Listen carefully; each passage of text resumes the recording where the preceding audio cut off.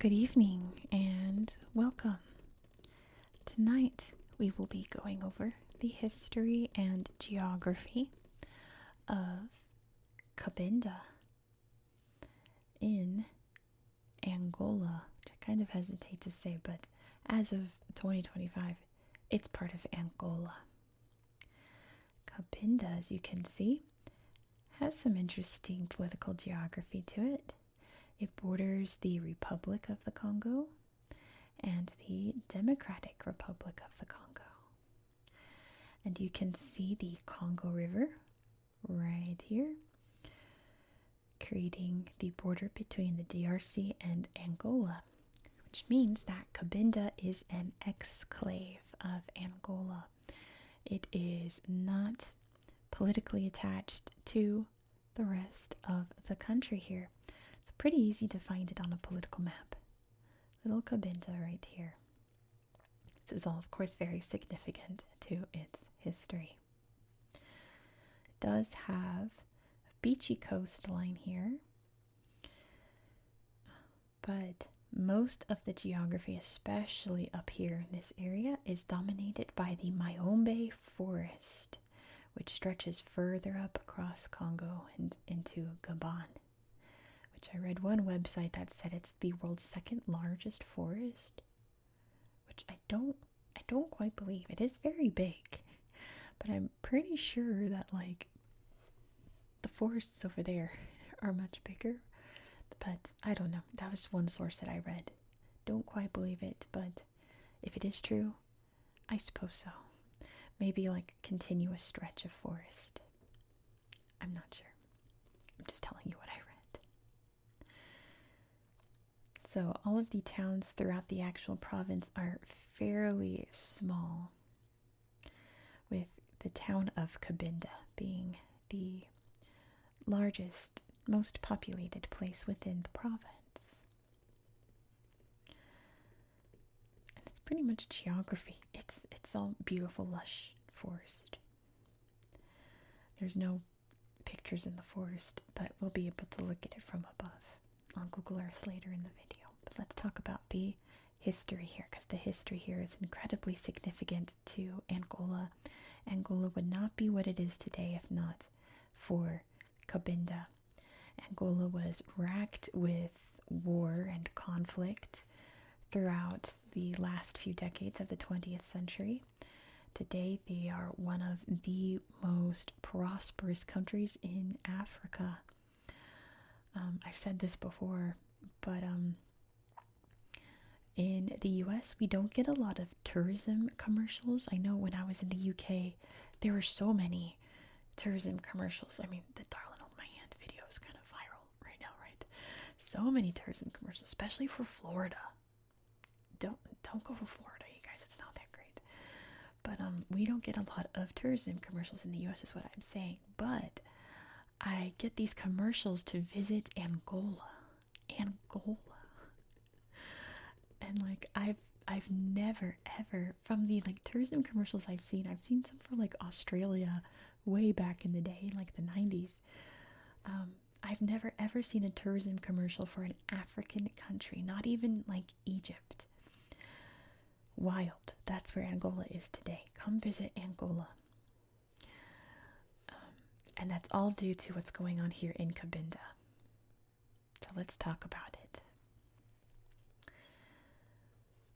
When the Portuguese first arrived here along the coast, there were 3 significant kingdoms throughout this little stretch of land here. They're known as the Ngoyo, the Luongo, and the Kikongo. All of them were vassal states of the Congo Empire, which was, as you can tell by all the names, very dominant throughout Central Africa here. It's 2 countries named after it, and a big long river named after it. But the Portuguese struck a deal with these little kingdoms here and turned Cabinda into a slavery port, especially sending slaves off to Brazil. These kingdoms were incentivized to kidnap people to sell to the Portuguese. And apparently at some point, these kingdoms are like, hold on, these Portuguese, I don't think they have their best interests, our best interests, you know? I think what we're doing is wrong, and we should put a stop to it. And there was, I suppose, like a insurrection rising up against the Portuguese, trying to fight back against them. So right around the time of the scramble for Africa in the year 1885, the Portuguese came to the princes of these kingdoms and drafted the Treaty of Simulambuco. The Treaty of Simulambuco established Cabinda as a Portuguese protectorate, separate from any other Portuguese territory in Africa. That held for quite some time. This is incredibly important for history today, so just keep that in mind. In 1954, some oil reserves were discovered off the coast here. They began to drill and exploit those. And in 1956, the Portuguese government decided to merge Cabinda with Angola, which is a much, much, much larger territory of Portugal down here. I don't think it was taken very seriously. I think the people here were like, okay, sure, whatever. But it became pretty real in 1975 when a coup in Portugal overthrew the dictatorship and democracy came to Portugal. And one of the first things that this new Portuguese government decided to do was abandon all of their colonies, and that included Angola. I should say though, before we get into this sad history, that there's a town right about here, not on my map, but we'll look at it on Google Earth, called Malonga. I can't read my writing. Where massive oil fields were found in 1967 and 1970, which are still being exploited today. It's absolutely huge. Like one of the largest in the world. And so in 1975, when Angola was let go from Portugal, many political factions emerged, trying to become the dominant one, and that launched Angola into a horrific civil war. But one of those groups was for Cabinda. They wanted independence because, according to the Treaty of Simulambuco, they were independent from Angola. They didn't recognize that merger with Angola. Sorry for my squeaky desk. I mean, there's a whole different culture. They speak a different language. They speak Kikongo. And they got all that oil, right? But of course, Angola wants all that oil. So they certainly fought. The Angolan government certainly fought to keep Cabinda. And that stretched into a very long, very brutal civil war that lasted until 2006, when a peace treaty was signed that allowed Cabinda to remain part of Angola. However, the independence movement is still strong and has really picked up in like the end of the 2010s, like around 2016. There was one instance, though, that made the international headlines in 2010 when a football team from Togo was traveling through in their bus, and that bus was attacked, and some people did lose their lives in that attack.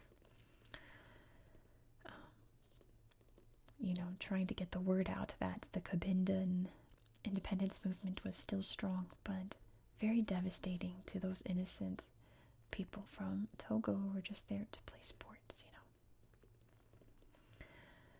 But yeah, it's not as extreme as it was once upon a time, but that movement is still there. There is still quite a bit of violence associated with it, and a very strong movement for independence here. However, the Angolan government has become incredibly wealthy off of the oil fields here, and are continuing to expand upon them. There's another little town right about here, which again, not on my map, but I'll show you on Google Earth, called Cayo, where they're building a huge, huge port that's set to open in December of 2025. Take a look at that on Google Earth as well. So the oil industry is still booming, making Angola very rich, but the people of Cabinda really aren't seeing that money at all. This is one of the poorer areas of Angola, and it's quite devastating. I won't get into the stories because they're quite sad of what's happening in the jungle here, basically exploiting the natural resources here, if you know what I mean, selling them illegally. It breaks my heart. But these people have to make a living somehow, right? They're not getting it from the government. So that is the history of Cabinda. But depending on who you talk to, this is or isn't part of Angola. But technically, today it is. Politically, it is. Maybe someday it won't. Maybe someday. Well, let's be real. I don't think it is. We can hope that someday these people can achieve their independence and become their own country.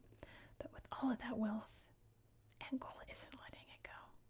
Without this, Angola pretty much has not a lot of resources. So that is that. It's the history of Cabinda. So let's hop over to Google Earth. There's not a lot to show you here because, like I said, most of it is just thick jungle. That isn't like the kind of place where you can go to eco lodges and vacation and things like that. It's just straight jungle. So not a lot of pictures, but I can show you around some parts of Cabinda. So let's hop over to Google Earth for a bit and check it out. Here we are in Cabinda province. And let's start by zooming out so you can see exactly where we are in the world. See, here's Angola. Look how much bigger it is than little Cabinda here. It's a pretty big country. Here we are in Central Africa or Southern Africa. So it's kind of like at the bridge there. Is Angola central or southern? I consider it more central, I suppose. Especially Cabinda, along here with the Congos. Let's see, okay, look at this forest and then compared to this forest, which stretches up, all through there. It is a big forest, but is it bigger than this forest? I don't think so. I don't know. I'm not good at assessing and estimating things like that, but I'm pretty sure that's bigger than this. But that's not to diminish this beautiful lush forest. Look how thick it is. Look compared to the border with the DRC. All of these mountains here that have been like cleared out, you know? Just thick green border here. Big lush forest. No pictures in there at all. But you can imagine. It's full of beautiful plants and trees and wildlife, right? Let's see. Heading over here to Cabinda. There's the actual town. Big and bustling. But I didn't really find that many interesting photos to show you. Not even like the beachy areas or anything. So let's just look at the town slideshow. You can see the main church area here. Beautiful waterfall. There we got some forest pictures for you there. Mayombe. Some rural areas there. Busy port. Hotel Jamal Tropical. Yeah, busy city here. Nice pool there. It's probably part of the hotel. That's a nice little mural. See all the people? That's nice. So yeah, big and bustling, but I didn't really find that many photos that were like, oh Oh my gosh, they have to see this. This is so great. So just note that this is the big city here of Cabinda. The big little airstrip right in the middle of the city. But then we head up here. Oh, this is Cayo right here. You can see working on this big port area. And look at this huge, it like fades into obscurity here on Google Earth. This huge docking area for imports and exports, but mainly exports, right? So that's Cayo. I didn't even check for pictures here. Yeah, there's not a lot of pictures here in Cabinda. Not really the best place to come and take pictures. Malongo, I was right the first time. I could not read my handwriting. It is Malongo, not Malonga. Malongo, look at all of this processing here. So much. Massive industry. This is a town also, but I'm looking at it like, where's the town? It's all industry. It's all processing, I looked down here, right? They got some dining here in these halls, but I couldn't believe when I read that this was like one of the more populous areas of Cabinda. Is it populated by employees? Because where's the town? I don't think it's a town. Even here, that's a school. It's all factory, all industry, right? Yeah, petroleum office, laboratory, terminal office, there's the port. So surely there's lots of places for the employees of this area to live.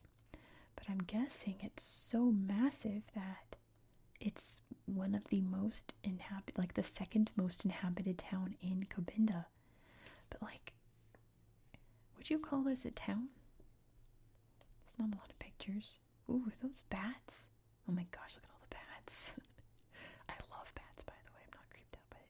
And some deer. Look at that on the outskirts there. There's some wildlife around. The oil refining area. See, even here, it goes on and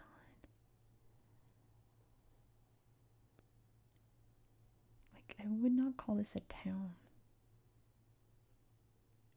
Oh, here we go. Oh, that's Balembo. That's a different town. So yeah, it's a lot. There's Praia, beach area. See, like I said, there are some nice little beachy areas, but it's not like this is come to Cabinda for the gorgeous beaches and all that. It's, well, these guys are enjoying themselves, but it's not like a tourist area, Not like, it's famous for beaches. Cabinda's famous for lots of other things other than that. But beaches nonetheless. Oops. Yeah, I checked a lot of these. There's no pictures. Look at this cool university layout. It's round. That's pretty cool. It's so distinct from above. This round university. That's pretty much all I've got for you, to be honest. I didn't really find any other pictures here in Cabinda. But it's all very pretty, isn't it? It's I can't not show you. It's Cabinda. It's one of the most important areas in the African continent. Lots of eyes on Cabinda. Looks like there's some mining over here. Maybe? Something. Maybe it's just a big old marsh. I don't know. But yeah, this is Cabinda. I read one tourist blog that was like, yeah, don't come here. There's nothing to see, and you need armed escorts. See, there's really not many pictures at all. Yeah, not really a place to come visit, but it would be more like bragging rights saying that you visited Cabinda, right? Yeah, not a lot of pictures here at all. suppose I'll end it here. I bet you just getting the borders up to be a nice slideshow for the whole province. Oop, sorry for staticky sounds. Some sweet cows. Thank you so much for watching. Please don't forget to give this video a thumbs up. I'd appreciate that. African countries don't really get a lot of traction on my channel, so thumbs up will help with that, as well as comments. Please leave your thoughts down below if you want to add to the story. I really glazed over it to keep it relaxing and YouTube friendly, so if you want to add more details to Cabinda's history, please feel free to do so in the comments. Wow. Next we're heading to another Portuguese speaking part of Africa. I've got 3 Portuguese African places in a row. This is number 1. But it's an area that has even more strife than Cabinda. It's a very sad story, so I'll try to make it as relaxing as possible, and I'll have to censor myself because there's some unfriendly YouTube words in there that would get me demonetized. So I'll do my best to keep it relaxing and monetized. But I bet you've never heard of this place. I bet you have no idea what's going on in that corner of Africa, and I think everyone should, to be honest. So, please subscribe so you won't miss out. I hope that you found this video to be relaxing and educational. Look at, there's a Mayumbe slideshow here in the DRC. Oh, it's just vertical selfies though. I hope you found this video relaxing and educational, and I hope that you have a good night. Good night.